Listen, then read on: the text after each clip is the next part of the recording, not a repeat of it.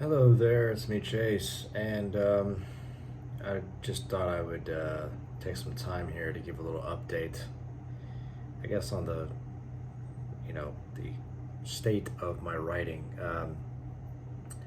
Writing a story, a book, it's a lot of work. Um, it takes a lot of patience, and honestly, when I see, and I'm in a lot of these writer groups, most of them Christian writer groups. Um, and every time I see somebody with like, I just published my book and here it is, I look at that and I just go, what an accomplishment. Because I mean, sometimes I sit here and I wonder if I'm ever gonna finish one project. And there's a lot of factors that go into the difficulty of it. A lot of it is, just finding the time to write. Some days I get off of work and I'm just exhausted. I honestly, I can't stand coffee. I hate coffee. It just tastes disgusting to me. No matter how much you try to flavor that sucker up, my dad's done that for me. I'm like, it tastes like coffee. I can still taste the coffee. It is like, this would be perfect if there was no coffee. But I'm seriously like, I've been just like, if maybe I just need to just drink coffee to just give me some energy for the rest of the afternoon or the evening when I get off of work to just write at least for an hour, and then I can just crash and then I'll be happy. Like I would be willing to suffer through the disgustingness of coffee if it would give me a little bit more energy to um, uh, uh, I've just got a message. Sorry, to be able to do that. I would totally do it. And I've contemplated it. Like, let's try and see if coffee will actually give me some energy and see if it'll just help me out here. I'm thinking about it honestly, because it's very time consuming. It's difficult to find the time to do it. That's probably my biggest hurdle right now. Like I want to write, like I want to sit and write. I got these ideas. I know what I want to do. I know how I want to go about this. It's just like, dude, finding the time. And then when I have the time, I'm usually tired. It's difficult, but that, and there's also like. Just the amount of work that goes into it. I just don't think most people really understand or appreciate the amount of work that has to go into writing. I mean, when I storytelling is an art. I mean, it really, really is. It is so easy to just mess up a story. Like there's so many things you're trying to hold together when you're writing it.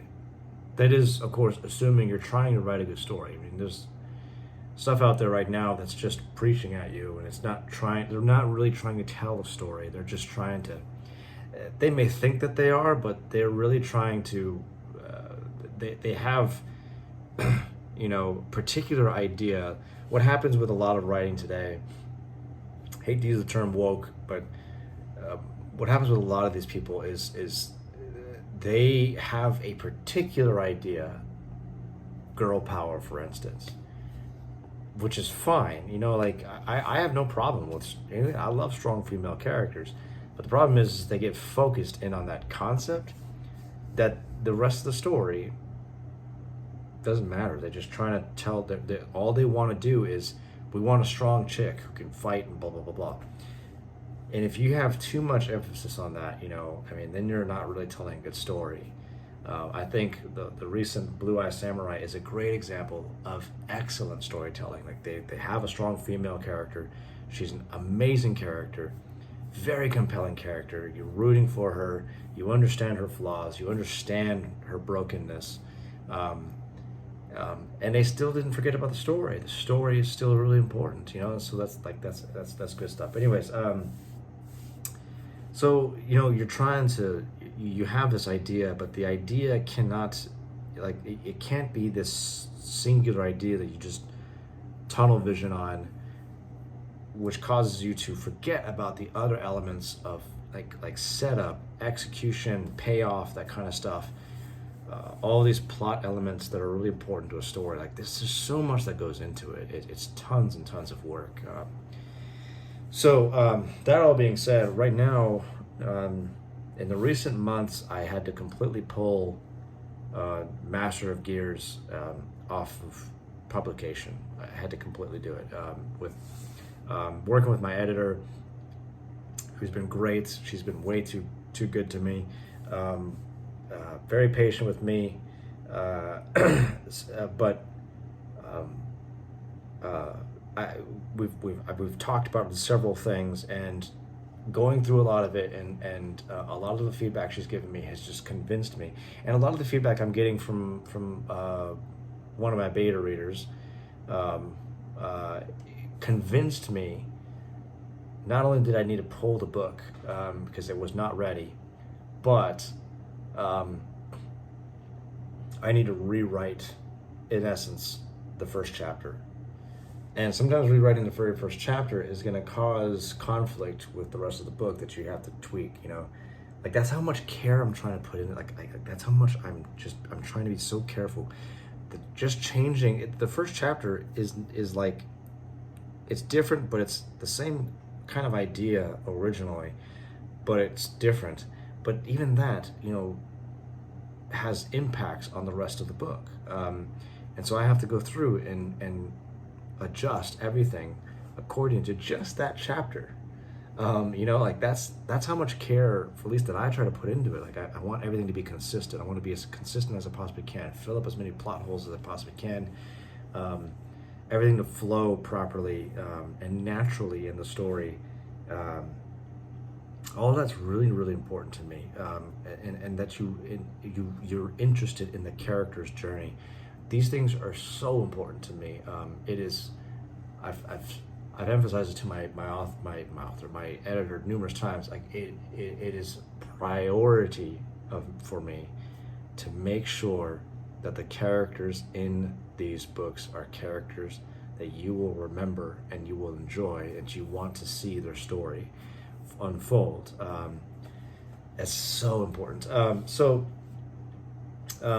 had to pull it, and because I became convinced that the chapter, so Anastaria, she's the main character of the first book,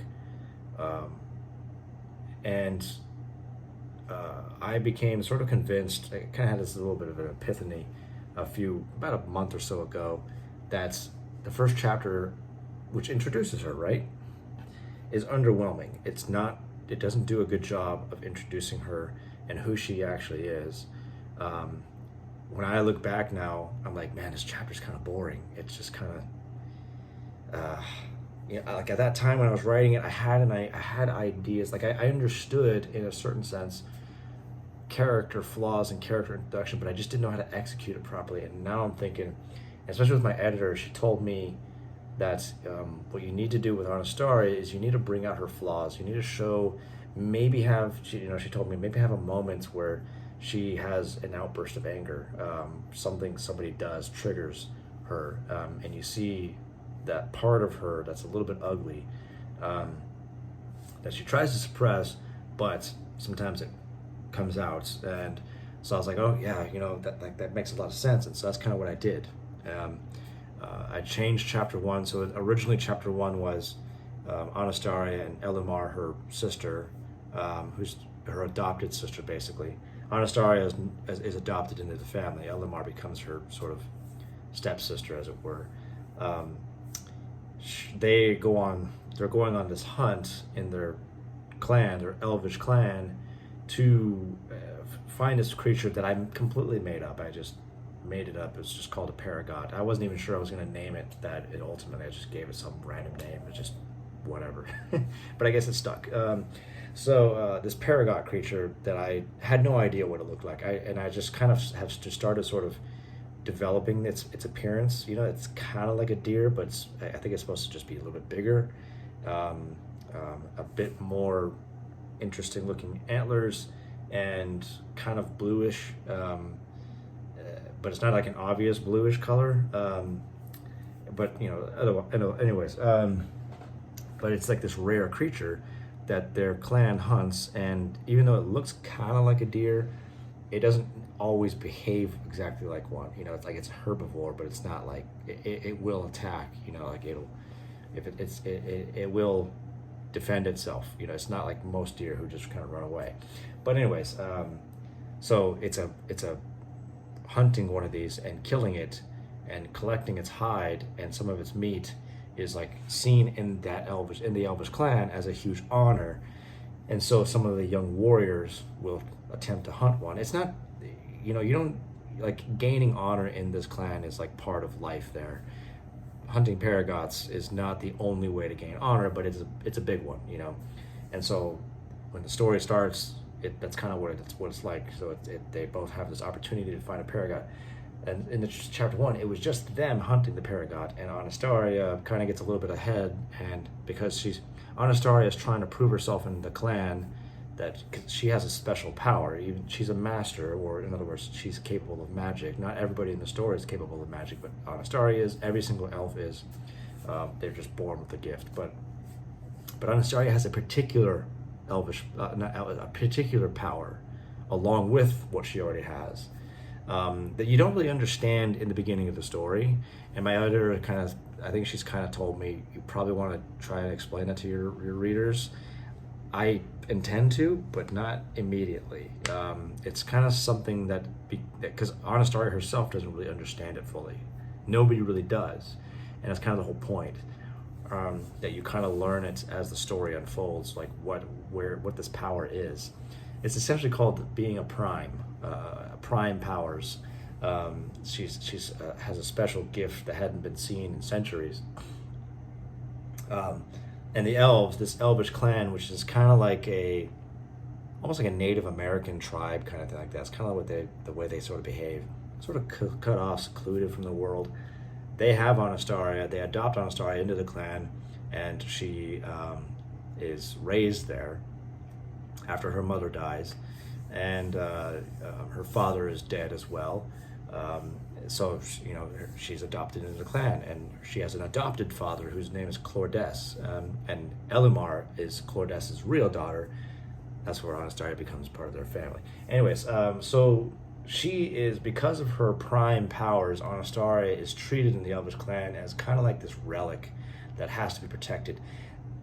And something that's really important that I'm trying to convey in the story is Anastaria's perspective of what she thinks they see her as and the reality. We sometimes, especially if we deal with trauma, those of us dealing with trauma, and trauma is kind of an important theme throughout the entire story.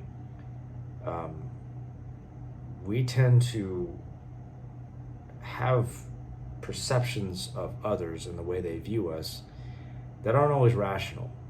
So for myself, for example, I struggle sometimes with whether, you know, with people thinking I'm a weirdo and a kind of a bit of a creep. You know, I struggle with that.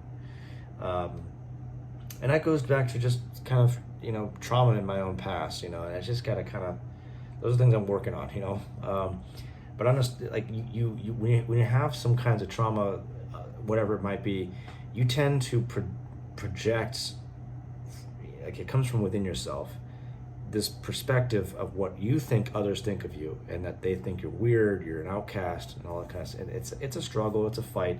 Anastaria kind of has that because she does have trauma from when her mother died, and living in this clan. And there are elves, peers that she grew up with who don't like her, and there are older elvish people who also don't really care for her either, because she's only half elvish. She's half what I call Ainman, which is kind of the normal human beings. So she's half. In this elvish clan, they're kind of radical kind of, you know, people. You know, they have a radical mindset, you know, sort of not ultra nationalism, but like very nationalistic, where like you have to be a pure elvish to be part of the clan. They don't trust outsiders. And so Anastaria, because she does come from the outside world, and she's also only part elvish, she's sort of treated like, in a certain sense, in Blue Eye Samurai, kind of like Mizu is. She's a half-breed, and so she's not truly one of them. So there are elves who do see her like that, but not all of them do. But Anastaria struggles with perceiving that they all think of that about her. So she's always feeling like she needs to prove herself, and she's kind of trying to beat the aim inside out of her, sort of thing, by joining particular orders within the tribe. One that she's joined is called the Ladies of the Leaf Order.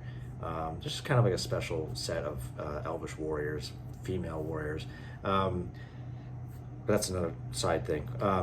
So she, originally she wants to kill this Paragot. All that to say, she wanted to kill this Paragot in order to prove I am one of you. I belong here.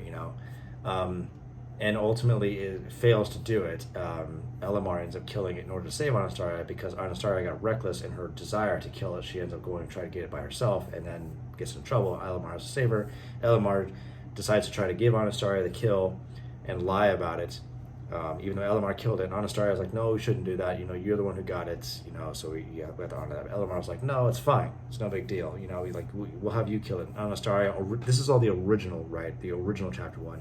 Anastaria just struggled with allowing the lie to go because she feels like she has to earn it, like she can't lie about it. And then she gets a lot of, people, because Elamar sold the lie, and now her father believes it, and so Anastaria is struggling with this, and that was interesting, but it ultimately didn't convey what I wanted to show in Anastaria.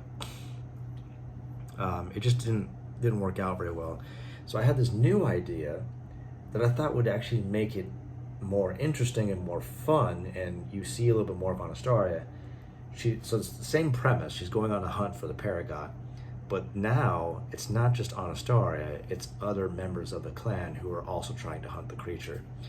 And one of these is going to be an important character later on. His name is Ernos, and he's a peer of Anastaria.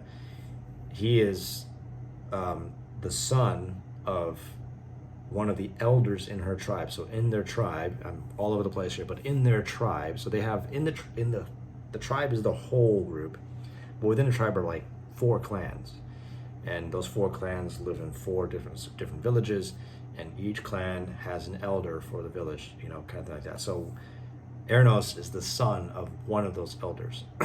Anastaria is the adopted daughter of Clordes, who's also an elder.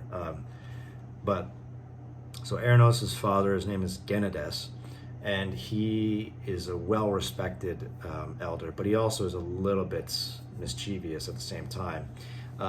He kind of breaks rules, but nobody calls him out on it because they're kind of intimidated by him. And so Ernos enjoys a lot of privileges from his father, getting away with certain things. Ernos kind of has the same attitude. He's a great fighter and a great warrior. I didn't want Ernos to be this one-dimensional bully guy. That's really important for me, that he's not just this one-dimensional guy. And you're going to see more of his character later on, much later on, but I wanted this book to focus on Anastaria. But Ernos doesn't like Anastaria at all. He does not like her. That's pretty clear. And he has never wanted her to be part of the clan, and he's always treated her like she's an outcast. The only reason she's there is because of what she has, the prime power that she has. That's the only reason she's part of the clan. If it wasn't for that, she would never be allowed in, and all that stuff. Anastaria's had to deal with him her entire life, and him and his sort of little gang of misfits or mischievous friends. One of them is Genevri, who you see in this chapter. So, long story short, they're hunting the Paragon as well.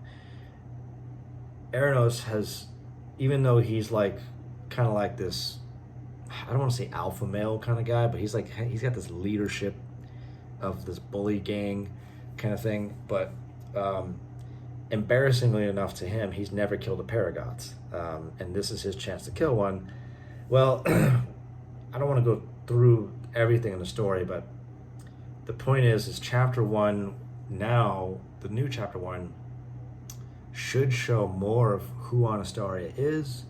You see her do stuff in this chapter that's a little bit more, it just reveals more about her, and then carries on into chapter 2.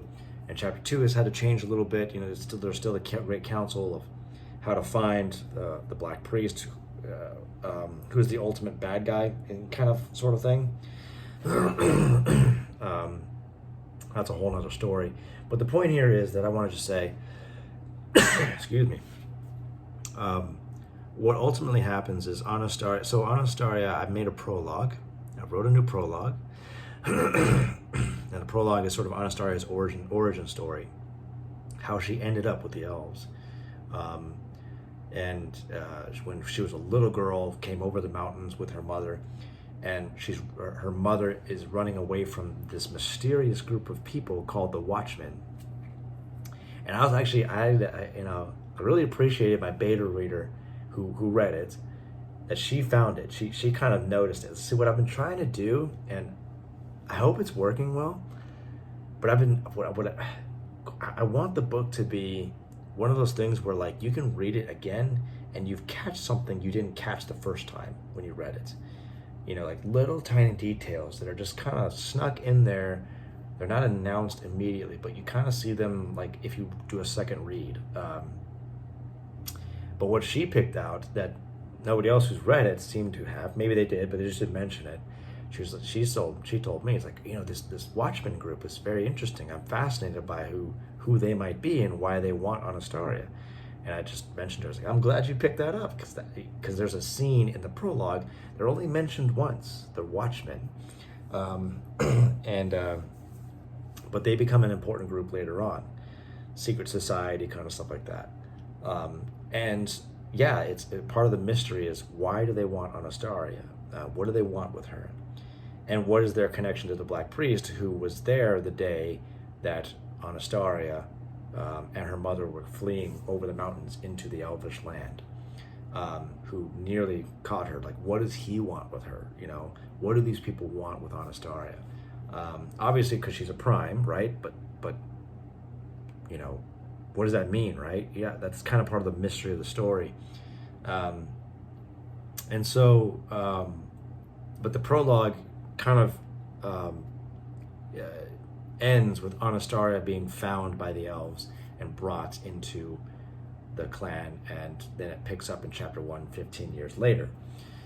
And in what I've decided I'm going to do with chapter 3, because chapter 3, honestly, in the original was really bad. I didn't know what I was doing in chapter 3. I was like, I don't know what to do at this point. So that's never a good thing. That's just not a good thing to do. I mean, it's a good thing to just write things down and see if ideas develop, but you don't want to go with stuff. Like, if you have a bad feeling about something, just don't ever. Like, you gotta feel really good about it. So the new chapter 1, I'm actually feeling pretty good about. But anyways, I'm gonna rewrite chapter 3. My plan is to rewrite chapter 3. And basically the idea is, so the original idea was Anastaria was just preparing to go on her quest to find the Black Priest, because Anastaria wants to go after the Black Priest for revenge on the death of her mother and her father. It plays out similar to Mizu's story, but it is different. Okay, it's different. But because Mizu's trying to kill her father, Anastaria is not trying to kill her father. That's one thing, but there's more to it than that. But anyways,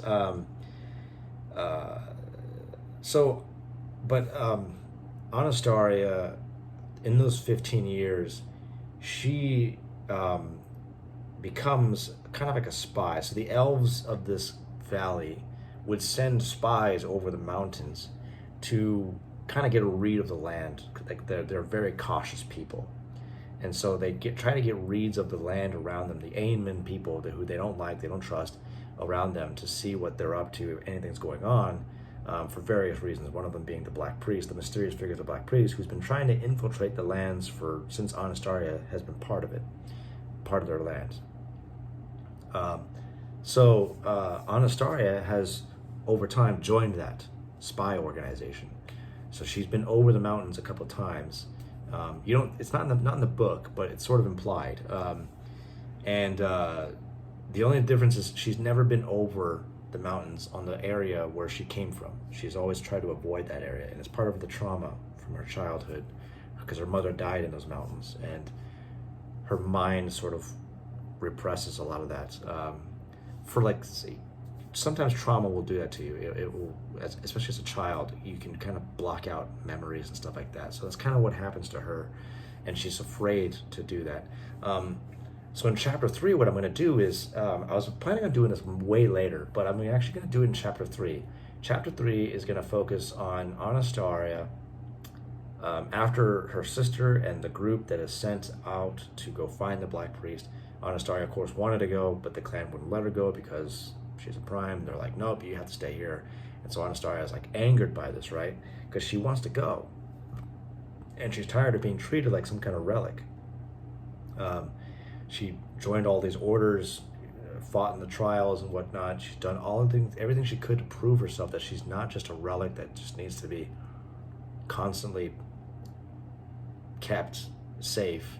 She wants to prove that she is not just a relic, that she's more than that.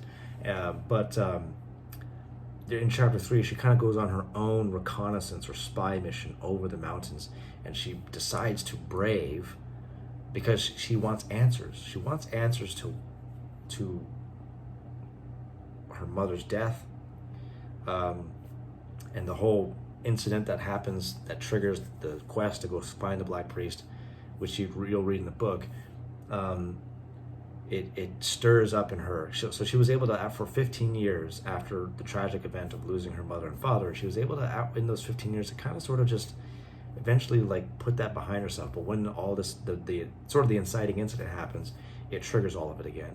And all the memories, all the desires for revenge, for vengeance, all the anger that she kind of buried, kind of starts to come up again. And so she's even more angered that she can't do anything about it. But so what she decides to do is kind of go on her own spy mission, sort of, over the mountains. And she decides to try and brave to go over the mountains that she came in from. So there's mountains all over around these elves. So there's mountains to the north, there's mountains to the west, some to the east. But Anastaria came from the southern mountains. So she decides to try to go over those southern mountains. However, what she will do is she will avoid the pass that she came in from, because again, she's struggles to go back there. It's all part of her trauma. So she kind of goes a long way around, but she's trying to get to the place, the village that she came from, which is this village called Iris,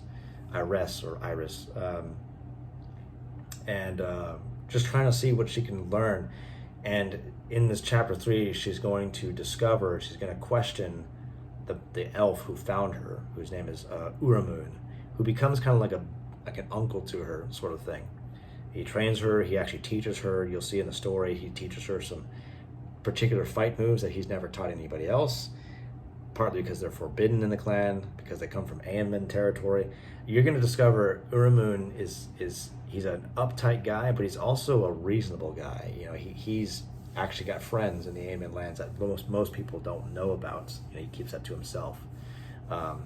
He's not because most of the elves are sort of xenophobic, and he's not, because he's met some of the outsiders and he's actually gets along with a lot of them. But again, he doesn't reveal that to the others because he knows that probably get him in trouble. So there's the kind of secret relationships that he maintains. Uramun's a very down-to-earth kind of guy, in the sense that he's reasonable. He understands that the extremism of the elves in its current state is not the way it always was, and it's developed over time, and he's broken with some tradition in a certain sense, because sometimes, as I believe, traditions can sometimes get in the way of progress, and he understands that. And so he's sort of adopted some traditions from the Aemon in terms of combat that he's secretly taught to Anastaria. And you kind of see her in chapter 1, she uses some of that against Ernos, who attacks her because of an incident that happens. She uses sort of this judo move to throw him over herself, and when he grabs her. But I didn't want the scene to be just Anastaria kicking his butt. He still gets a couple good shots in on her. But there's also a part where it's not custom for the elves to use, kind of boxing stuff, but Uramun has taught Anastaria some of these moves, and because he learned it from the Aemon. I'm going faster, I'm sorry, but so there's this, again, when Anastaria, when Ernos is taunting on Astari, he sticks his face in her face, and what that does is it does exposes his chin. And so when she has her outburst of anger, she just basically, boom, like that. Just a nice right hook right across his jaw. It comes like super fast. You didn't see it coming, just right there. And if you don't know this, some of the toughest guys in the world can just get they call this the button. So you just wrist right here, just kind of cranks your neck, and then it can cause you to just lose consciousness instantly. And that's kind of partly what happens to him. But now some people can take it and they'll be like, whoa, and then they'll get back up real quick. That's kind of what happens to him. Anyways, but Uramun's the one who found Anastaria and took her back to the elves, to the tribe. He doesn't adopt her, but he took her back, and he's sort of developed this bond with her ever since. He doesn't flaunt it, but they do have a special connection of some kind. And so Anastaria will question him in chapter 3 about what happened the day that he found her. She's never really questioned him about it before, and just going to reveal some answers. But ultimately what's going to happen at the end of chapter 3 is Anastaria will go on the quest. She's going to go late on the quest, kind of thing. And so that's kind of what I'm going to do. That's what my plan is.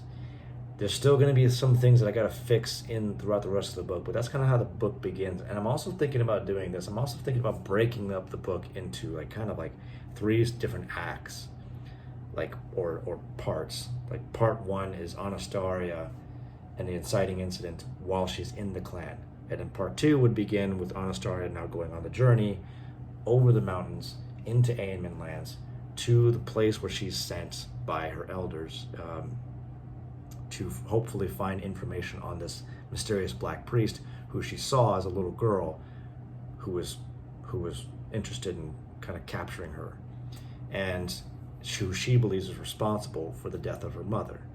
And so she's wanted revenge on him ever since.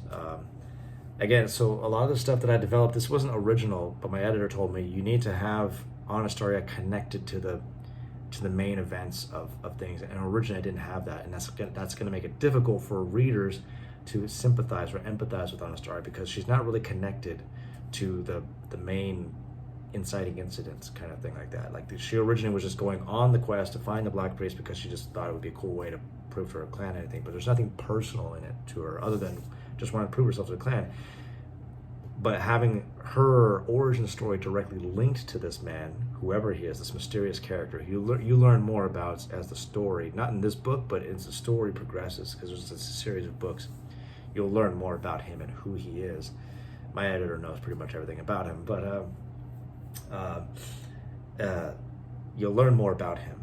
And again, if I can just say this one thing, almost nothing in the book is as it seems. So it's I don't want to go too far into it, but there's just so many layers. Like I said, what I want to do is I want to have all these little details in there that you can read the book again, come back later and read it. Let's say 4 books from now, you've learned a bunch of information.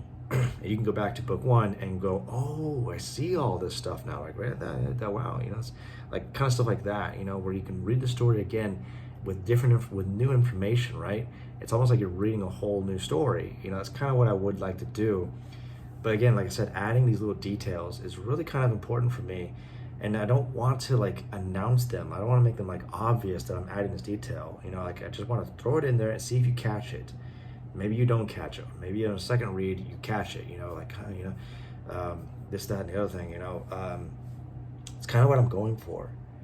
So that's kind of the idea. That's what I've been focusing on. Like I said, because of all this stuff, I've had to make a lot of changes to the first book. It's very important that the first book is successful because it is your first book, right? It's a lot of work. I'm getting ready to write chapter 3. I'm really looking forward. Like I said, I really want to sit down and start doing it because again, it's going to be on Anastaria because she's going over the mountains and she's exploring, and there's going to be more information revealed. Not everything, right? Because that would just ruin the whole story. But there's going to be more information that hopefully will give you more information that intrigues you more and also asks a ton of more questions. So that's kind of the idea. That's the intention. I know I went fast. I was a little bit all over the place. if anybody's interested in beta reading, let me know. Hit me up. I'd love to send you some of the stuff, um, and particularly people that I know. You know, I just don't like to strangers, right? You know, just kind of yeah. I'm more looking for people to, right now focused on just the story. I'm more interested in what people think about the story. Do you like the story? Do you find the plot interesting? Do you find it inconsistent? There's a lot of weird plot holes. A lot of the plot doesn't make sense. Do you like Honest Aria as a character? Um, Things like that. You know, like that stuff is really really important to me. You know, that's what I'm really interested in right now. Then I can worry about the grammatical stuff later on. Kind of like the final phase, the fine tuning. I just like that. Like I want to get the story right. I want to make sure the story's good, and then I'll start polishing out the writing, the grammar, all that stuff like that. So, anyways, that was just sort of like an update. I don't know. I just thought I'd just give a little bit of an update on the story right now as it is. I've put a pause on the on the book 3 and book 2 because I want to make sure book 1. I keep wanting to say chapter. Book 1 is good. Like book 1 is not good right now, and I gotta make sure it's good. So, to whom it may concern, that's sort of an update on what's going on with my writing. Like I said before, I've not given up on it. It's just tons of work, and it's difficult to find time. And then when I find time, it's like I sit there and I start writing, and I'm just like I'm literally falling asleep as I'm writing. And I don't want to be writing while I'm half conscious because I'm just gonna be lazy and I'm not gonna be thinking about what I'm doing. Like I need to be focused on what I'm writing, you know. So I end up just having to stop and just go sleeping. And I'm like, I want to just go take a nap, but I end up just sleeping. And it's like 11 o'clock at night. I'm like, I should just go to bed. So yeah, it's kind of the way it is. It's tough, you know, because I don't make money doing this. I make money doing something else, something that I want to do, the best I can on, even though it's not my passion in life. But it is my job. I've told a buddy of mine, the Lord the scriptures does not teach you how to be successful in terms of like running after your dreams. It just teaches, in my case, how to be a man. And part of being a man is being able to provide, being able to make money. And that means a lot of times working jobs that aren't jobs that you would typically pick if you had the choice. And it is what it is. The Lord's will be done, not mine. But it is tough sometimes. Sometimes you just go, I just want to be able to make a living off of the writing. That's just what I want to do. That is what I want to do. And Lord willing, somebody in the entertainment business gets a hold of it and goes, hey, I'd like to turn this into, I don't know, like if I had a choice, like if somebody wanted to bring it to life, as it were, A, I would make it animation, and B, I would want it to be a TV series, not a movie, because you couldn't cram all this stuff into a trilogy movie or anything like that. I wouldn't want it to do it that way. I would want it to be a TV series where every chapter is represented as sort of like an episode. But anyways, that's all stuff that I can hope and dream for. That'd be great. It'd be wonderful to be able to do that. But right now,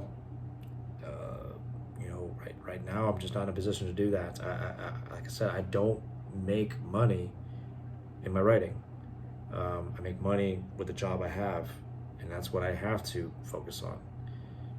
It's the way it is, Sometimes, it would have been nice early on if I took this stuff more seriously.